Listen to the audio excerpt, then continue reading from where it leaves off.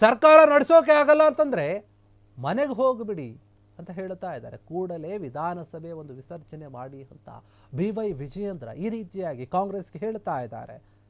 ಕಾಂಗ್ರೆಸ್ನವರು ಏನು ಬರೀ ಕುರ್ಚಿಗಾಗಿ ಕುತ್ತಾಡ್ತಾ ಇದ್ದಾರೆ, ನಿಮಗೆ ಸರ್ಕಾರವನ್ನು ನಡೆಸೋಕೆ ಆಗಲ್ಲ ಅಂತಂದರೆ ನೀವು ಮನೆಗೆ ಹೋಗಿ ಕೂಡಲೇ ವಿಧಾನಸಭೆಯನ್ನು ವಿಸರ್ಜನೆ ಮಾಡಿ ಅಂತ ಹೇಳಿ BJPಯ ರಾಜ್ಯಾಧ್ಯಕ್ಷ BY ವಿಜಯೇಂದ್ರ ಹೇಳ್ತಾ ಇದ್ದಾರೆ. 140 ಶಾಸಕರು ಇದ್ದರೂ ಕೂಡ ನಿಮಗೆ ಅಧಿಕಾರ ನಡೆಸೋಕೆ ಆಗ್ತಾ ಇಲ್ಲ ಯಾಕೆ ಅಂತ ಪ್ರಶ್ನೆ ಮಾಡ್ತಾ ಇದ್ದಾರೆ. ರೈತರು ಚಳಿಗಾಲದ ಒಂದು ಅಧಿವೇಶನವನ್ನು ಕಾತುರದಿಂದ ಕಾಯ್ತಾ ಇದ್ದಾರೆ. ಕಬ್ಬು ಬೆಳೆಗಾರರು ಸಮಸ್ಯೆಯಿಂದ ಬಳಲ್ತಾ ಇದ್ದಾರೆ. ನೀವೇನು ಮಾಡ್ತಾ ಇದ್ದೀರಾ? ಬರೀ ಕುರ್ಚಿಗಾಗಿ ಕಾದಾಡ್ತಾ ಇದ್ದೀರಾ. ಅಡಿಕೆ ಬೆಳೆಗಾರರು ಕೂಡ ಸಂಕಷ್ಟದಲ್ಲಿದ್ದಾರೆ ಈ ಒಂದು ಸ್ಥಿತಿಯಲ್ಲಿ, ಈ ಒಂದು ಸಮಯದಲ್ಲಿ. ಇದ್ಯಾವುದಕ್ಕೂ ಕೂಡ ಪರಿಹಾರ ಕೊಡ್ತಿಲ್ಲ ನೀವು.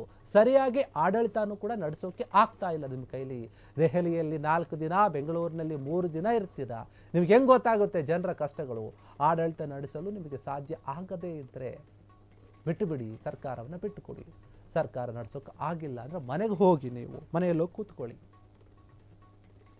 BY ವಿಜಯೇಂದ್ರ ಈ ರೀತಿಯಾಗಿ ಮಾತನಾಡ್ತಾ ಇದ್ದಾರೆ. ಯಾಕೆ ಅಂತಂದರೆ ಇದಕ್ಕೆಲ್ಲ ಕಾರಣ ಏನು ಅಂತಂದರೆ ಕಾಂಗ್ರೆಸ್ನಲ್ಲಿ ನಡೀತಾ ಇರುವಂತಹ ಒಂದು ಒಳ ಗುದ್ದಾಟಗಳು, ಒಳ ಒಪ್ಪಂದದ ವಿಚಾರಗಳು, ಒಳಗೊಳಗೇನೆ ನಡೀತಾ ಇರುವಂತಹ ಡಿನ್ನರ್ ಮೀಟಿಂಗ್ಗಳು, ಮತ್ತು ಕುದುರೆ ವ್ಯಾಪಾರದಂತಹ ಒಂದು ಆರೋಪಗಳು. ಅಂದರೆ ಏನು, ಶಾಸಕರನ್ನು ಸಚಿವರನ್ನು ಕೊಂಡ್ಕೊಳ್ಳಲಾಗ್ತಾ ಇದೆ ಅನ್ನುವಂಥ ವಿಚಾರ ಇದೆ.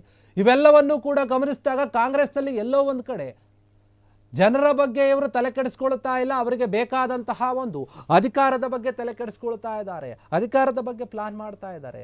ಬರೀ ರಾಜಕೀಯವಾಗಿ ಕುರ್ಚಿಗೋಸ್ಕರ ಕಿತ್ತಾಡ್ತಾ ಇರೋದಾರೆ ಬಿಟ್ಟರೆ ಬೇರೆ ಯಾವ ಒಂದು ಸಮಸ್ಯೆಗಳ ಕಡೆ ಇವರು ಕಿವಿ ಕೊಡ್ತಾ ಇಲ್ಲ.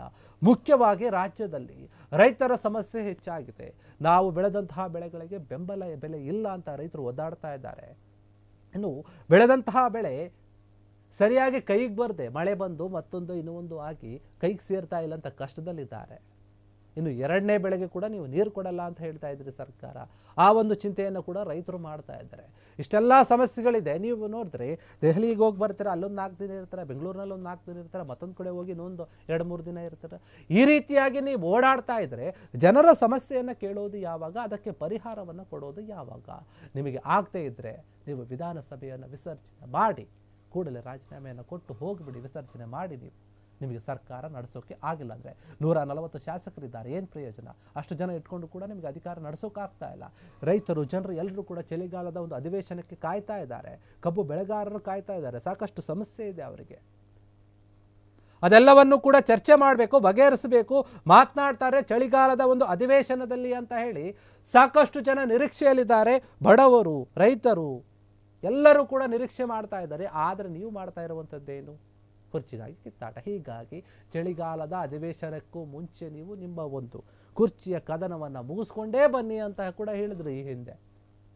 ಹೀಗಾಗಿ ಮತ್ತೆ BY ವಿಜಯೇಂದ್ರ ಹೇಳ್ತಾ ಇದ್ದಾರೆ ಈ ಒಂದು ವಿಚಾರವಾಗಿ. ನೋಡಿ, ನಿಮ್ಮ ಕೈಲಿ ಏನು ಸಮರ್ಪಕವಾಗಿ ಸರ್ಕಾರವನ್ನು ನಡೆಸೋಕೆ ಆಗದೇ ಇದ್ದರೆ, ಸಮಸ್ಯೆಗಳನ್ನು ಬಗೆಹರಿಸೋಕೆ ಆಗದೇ ಇದ್ದರೆ, ಜನರ ಸಮಸ್ಯೆಗಳಿಗೆ ಸ್ಪಂದಿಸೋಕೆ ಆಗದೇ ಇದ್ದರೆ ಬಿಟ್ಟೋಗ್ಬಿಡಿ. ನೀವು ಅಧಿಕಾರ ನಡೆಸೋದು ಬೇಡ.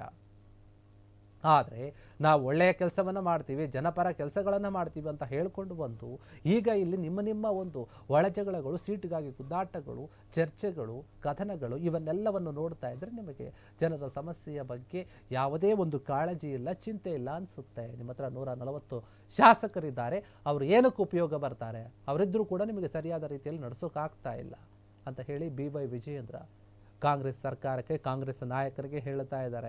ಬಿಟ್ಟೋಗಿ ಮನೆಗೆ ಹೋಗಿ ಯೋಚನೆ ಮಾಡ್ಕೊಂಡು ಕೂತ್ಕೊಳ್ಳಿ. ಇಲ್ಲ, ನೀವು ಹೋಗಿ ಹೈಕಮಾಂಡ್ಗೆ ಹೋಗಿ ಬೇಗ ಒಂದು ತೀರ್ಮಾನವನ್ನು ತೆಗೆದುಕೊಂಡು ಬನ್ನಿ. ಅಲ್ಲಿ 4 ದಿನ, ಇಲ್ಲಿ 4 ದಿನ ಇದ್ರೆ ನಿಮ್ಗೆ ಏನು ಗೊತ್ತಾಗುತ್ತೆ ಅಂತ ಪ್ರಶ್ನೆ ಮಾಡ್ತಾ ಇದ್ದಾರೆ. ಕ್ಷಣ ಕ್ಷಣದ ಸುದ್ದಿಗಳಿಗಾಗಿ ಫ್ರೀಡಮ್ ಟಿವಿ ಸಬ್ಸ್ಕ್ರೈಬ್ ಮಾಡಿ, ಲೈಕ್ ಮಾಡಿ ಹಾಗೂ ಫಾಲೋ ಮಾಡಿ. ಹೊಸ ಸುದ್ದಿಗಳ ನೋಟಿಫಿಕೇಶನ್ಗಾಗಿ ಬೆಲ್ ಐಕಾನ್ ಮೇಲೆ ಕ್ಲಿಕ್ ಮಾಡಿ.